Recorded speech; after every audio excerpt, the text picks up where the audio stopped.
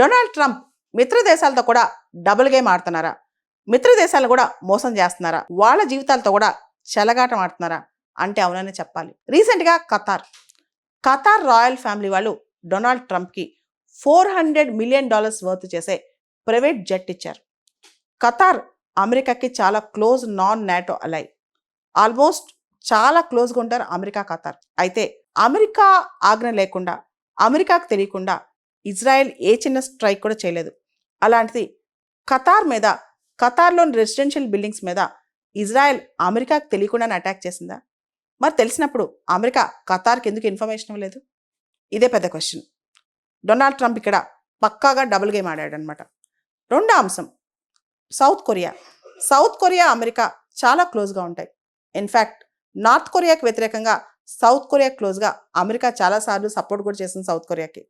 రీసెంట్గా కొంతమంది south Korean ఉద్యోగులు ఎవరైతే ఎల్జీ, హోండాయ్ ఇలాంటి కంపెనీస్లో, బ్యాటరీ కంపెనీస్లో అమెరికాలో పనిచేస్తున్నారో వాళ్ళని సంఖ్యలు వేసి అమెరికా యొక్క ఐస్ డిపార్ట్మెంట్ అంటే కస్టమ్స్ అండ్ ఇమిగ్రేషన్ డిపార్ట్మెంట్ వాళ్ళని డీటైన్ చేశారు.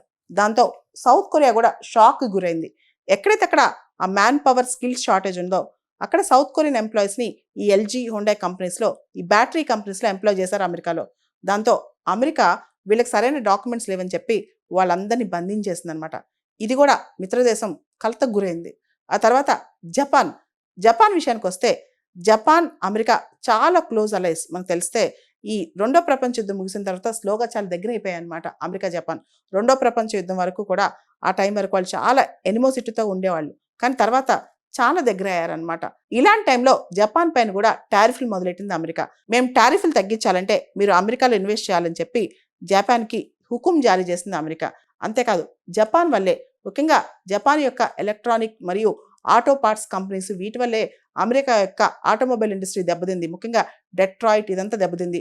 రస్ట్ బెల్ట్ అంటాం, ఏదైతే ఒకప్పుడు అమెరికాలో ఆటోమొబైల్ సెక్టర్లో టాప్గా ఉన్న బెల్ట్ ఉందో అదంతా నాశనం అవడానికి కారణం జపానే అని చెప్పి డొనాల్డ్ ట్రంప్ నమ్ముతున్నాడు. అందుకే జపాన్ పైన టారిఫ్లు వేశాడు. టారిఫ్లు తగ్గించాలంటే $550 మిలియన్ అమెరికాలో ఇన్వెస్ట్ చేయాలి.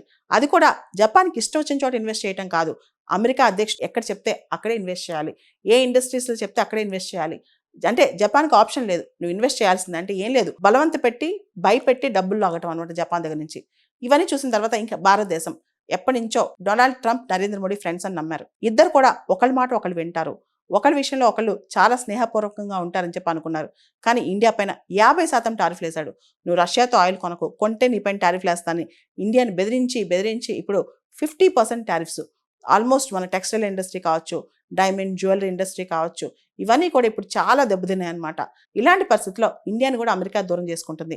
హెన్రీ కిస్సింజర్, అమెరికన్ మాజీ డిప్లొమాట్, ఒకప్పుడు ఒక మాట అన్నారు, it is dangerous to be American enemy, fatal to be American friend అని. అంటే అమెరికన్ ఎనిమీగా, అమెరికాకి శత్రుదేశంగా ఉండటం డేంజరస్, కానీ అమెరికాకి మిత్రదేశంగా ఉండటం అనేది ఇంకా డెడ్లీ, అది ఇంకా ఫేటల్ అని చెప్పి ఆయన చెప్పారనమాట. సో అమెరికా మిత్రదేశాలు ఇప్పుడు అమెరికా నుంచి ఇటువంటి భయంకరమైన రోజులు చవి చూడాల్సి వస్తుంది. ఎప్పుడైనా బైలేటరల్ రిలేషన్స్, ద్వైపాక్షిక సంబంధాలు అనేవి ఒక లాంగ్ టర్మ్ విజన్తో ఉండాలి. కానీ డొనాల్డ్ ట్రంప్ ఏం చేస్తున్నారు, షార్ట్ టర్మ్ గెయిన్స్ కోసం లాంగ్ టర్మ్ వదిలేస్తున్నారు అనమాట. ఓన్లీ ట్రాన్సాక్షన్ చూస్తున్నారు. నాకేం ఇస్తావు, నాకేంటి లాభం, నాకేం తెస్తావు, అంతే. సో ఇలా చేస్తే కనుక దేశాల మధ్య సయోధ్య దెబ్బతింటుంది.